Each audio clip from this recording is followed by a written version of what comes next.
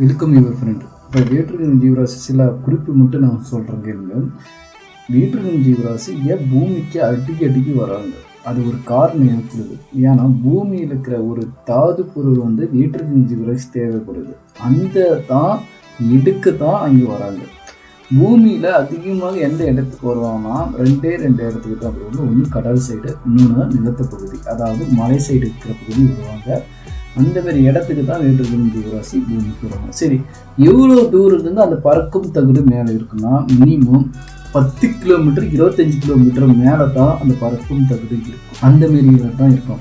அதேமாரி வேற்றுகிரக ஜீவராசி பூமியை ஒரு முறையாச்சும் சென்சாரை வச்சு கண்டுபிடிப்பாங்க. அந்த சென்சார் மூலமாக பூமி ஒரு வட்டம் அடிப்பாங்க. அந்த இடத்துல இருக்கிறது வேற்றுகிரக ஜீவராசி என்ன பண்ணுவாங்க, அந்த சென்சாருக்குள்ள எந்த இடத்துல தாது பொருள் அதிகமாக இருக்குது அந்த இடத்த மட்டும் அந்த சென்சாருக்கு காட்டும்.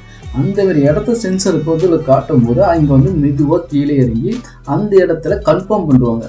அந்த இடத்துல உறுதியாக இருக்குதா, அந்த இடத்துல தாதுக்கள் அதிகமாக இருக்குதா இல்லையே செக் பண்ணிட்டு அந்த இடத்துல மட்டும் சென்சார் மூலமாக அது என்ன தாது பொருள், என்ன இரும்பாக இருக்கலாம், தங்கமாக இருக்கலாம், வெள்ளியாக இருக்கலாம், இதுமாரி விஷயத்தில் வேற்றுகிரக ஜீவராசி கண்காணிப்பாங்க.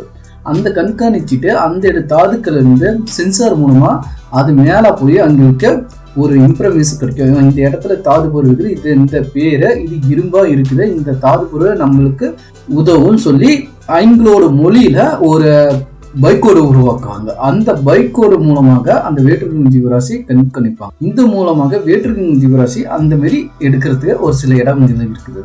ரெண்டாவது, வேற்றுகிரக ஜீவராசியானது பூமியில மிகப்பெரிய பகுதி, ஆழமான பகுதி அங்கே போவாங்க. மிக ஆழமான பகுதி எதுனா கடைசி இது அட்லாண்டிக் பெருங்கல், பசுமை பெருங்கல், இந்த மாதிரி தென்தூரகம் பகுதி, வடதூரம் பகுதி, கட்டல் இருக்கிற மொத்தமாகவே அங்கே தாதுக்கள் எடுப்பாங்க. சரி, இது நம்மளுக்கு எடுக்கிறாங்க நமக்கு தெரியாது, ஏன்னா கட்டாயம் நம்மளுக்கு தெரியாது. அதனால வேற்றுகிரக ஜீவராசி சென்சார் மூலமாக எடுக்கக்கூடிய ஒரு வாய்ப்பு இருக்கிறது. வேற்றுகிரக ஜீவராசியானது அதிகமாக தாதுக்கள் இருக்கிற இடம் எதுனா கடல் சைடு தான் அதிகமாக தாதுக்கள் இருக்கும். அந்த மாதிரி இடத்துல போய் மிகப்பெரிய இடத்துல தாதுக்கள் இருக்கக்கூடிய அந்த இடத்துல மட்டும்தான் அங்க இறங்குவாங்க. அப்படி இறங்கி பார்க்கும்போது சென்சார் மூலமா அந்த தாதுக்கள் எடுப்பாங்க. அந்த பறக்கும் தகுடு மாதிரி நம்ம இருக்குது இல்ல, அந்த தகுடு அந்த தாது பொருட்களை ஒரு சில சாம்பிளை மட்டும் தான் எடுத்துவாங்க. சில சாம்பிள் எடுத்துட்டு அதை எடுத்துட்டு போயிடுவாங்க. அதை எடுத்துட்டு போய் அது மேல நம்மளுக்கு மாரி லேபு ஒன்றுக்கும் அதே மாதிரி அவங்களுக்கு வர ஒரு பொருளுக்கும் அந்த பொருள் வச்சு அந்த தாது பொருளை துல்லியமா கணக்கிடும். இந்த இரும்பு இவ்வளோ இருக்குது, இவ்வளோ தங்கம் இருக்குது, இவ்வளோ வெள்ளி இருக்குது இந்த தாதுல சொல்லி அதை கணக்கு இருக்கும். அந்த கணக்கு எடுத்துடனே அந்த தாது பொருளானது அவங்க எடுத்துக்குவாங்க. இதெல்லாம் தான் வேற்றுகிரக ஜீவராசி சென்சார் மூலம் கணக்கிட்டு அந்த மூலமாக பைக்கோட பயன்படுத்திக்குவாங்க. அந்த பைக்கோடு என்னன்னா நான் சொல்றேன் நல்லா தெரிஞ்சு, பைக்கோடு அது ரேடியோ செகண்ட் மாதிரி ஒன்று இருக்கும். அந்த ரேடியோ செகண்ட் பயன்படுத்தி அந்த வேற்றுகிரக ஜீவராசி மிகப்பெரிய அளவானதை அந்த பைக்கோட வச்சு எடுப்பாங்க. அந்த பைக்கோடு மூலமாக எந்த ஒரு சூழ்நிலையும் வேற்றுகிரக ஜீவராசி ஈஸியா தகவலை எடுத்துக்கொள்ள முடியும்.